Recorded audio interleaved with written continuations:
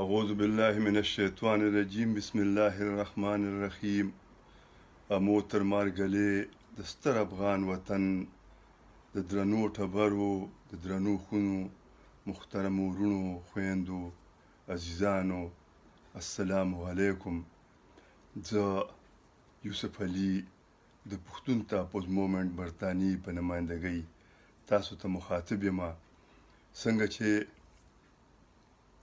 هر کال په 12 اگست باندې کې وطن دوسته کام دوسته پښتانه د خپل 2 کاله مخکې د بابړې د بې انتها بدترین سانحې پیښې د شهیدانو ورځ چې کومه ده هغه لمانځي.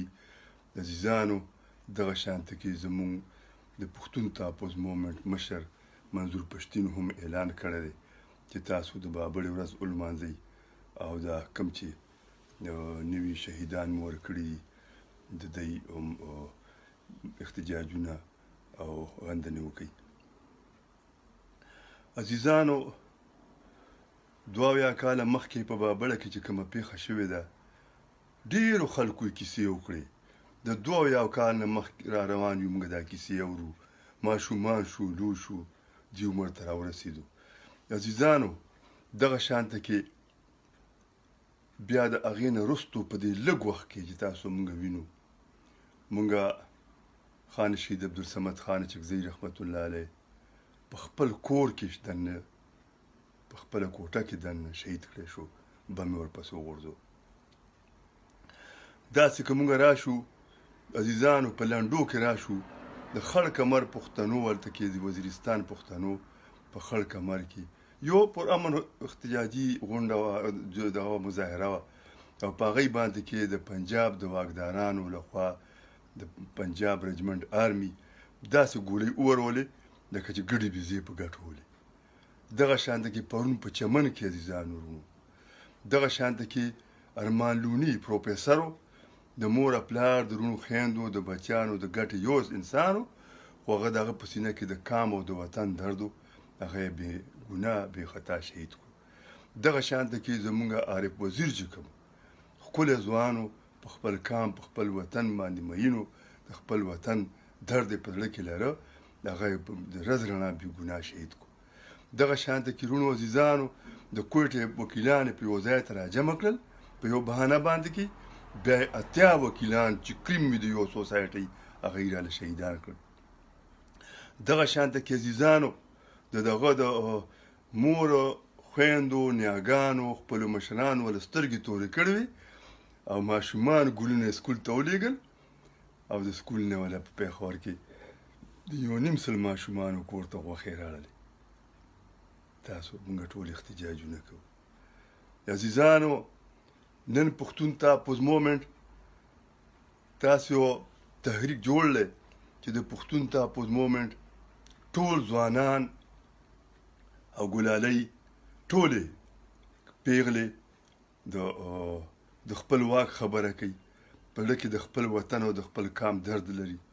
نو عزیزانو ډاکټر سید عالم ته دمکیانې میلاویږي، تماچې ورته ښودلی کېږي، ثنا اعجاز بیبي ته دمکیانې میلاویږي، تماچې ورته ښودلی کېږي.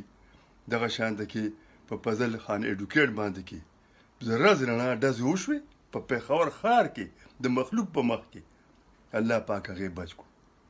نن به تاسو په هغې هم غندنې او احتجاجونه کول. غندنې او احتجاجونه حل نه دی. په غندنو او احتجاجونو باندې کې یو کام د خپل وطن د نورو کامونو سره سیالي نه ده اغستې. عزیزانو د دې خبرې یو حل پکار دی، ټوکې مسخرې به نورې نه کوو، په یو بل به نورې ملنډې نه وو. عزیزانو د دې حل دا دی چې پښتنو له پکار دی چې پښتانه پښتون تاپوز مومنټ مضبوط کړي او پښتون تاپوز مومنټ دا خپل حرکت له نور سپیډ ورکړي، ځکه چې د پاکستان د پنجاب واکدارانو په افغانستان کې مداخلت له نورم زور ورکړی دی او چې افغانستان کمزوره وي او افغانستان په خپل غم باندې اخته وي نو پښتون به کمزوره وي او پښتون د پښتون قبضه کول به اسان وي. دغه وجه ده چې د پنجاب د پاکستان واکدارانو دغه پالیسۍ له زور ورکړی دی چې په افغانستان کې مداخلت کوي او مداخلت ډېر تیز کړی دی.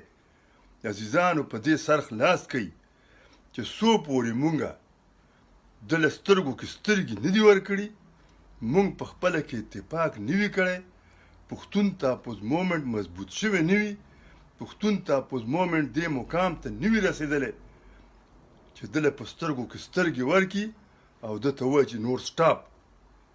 که چېرې زمونږ سره زمونږ په پالیسۍ چلیږي نو مونږ تا سره ژوند کوو، که چېرې ته زمونږ سره زمونږ په پالیسۍ نه چلیږي، ما ته به حیثیت یو کام نه ګورې، ما ته د عزت په سترګه نه ګورې او ته زما وجنې کوې، نور بیا ستا زما او ژوند نه کېږي. ته چې څومره مړي کې وکړه خو زه تا سره نور ژوند نه کوم. عزیزانو په دې خبره سر خلاص کوي چې دا پاکستان په دې دنیا کې په دې نقشه کې نو.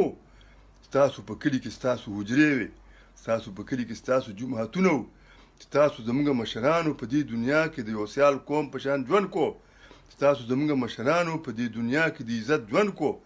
عزیزانو مونږ لکه چېرې دغه ملک عزت نشي راکولی او مونږ له زمونږ حقوق نه راکوي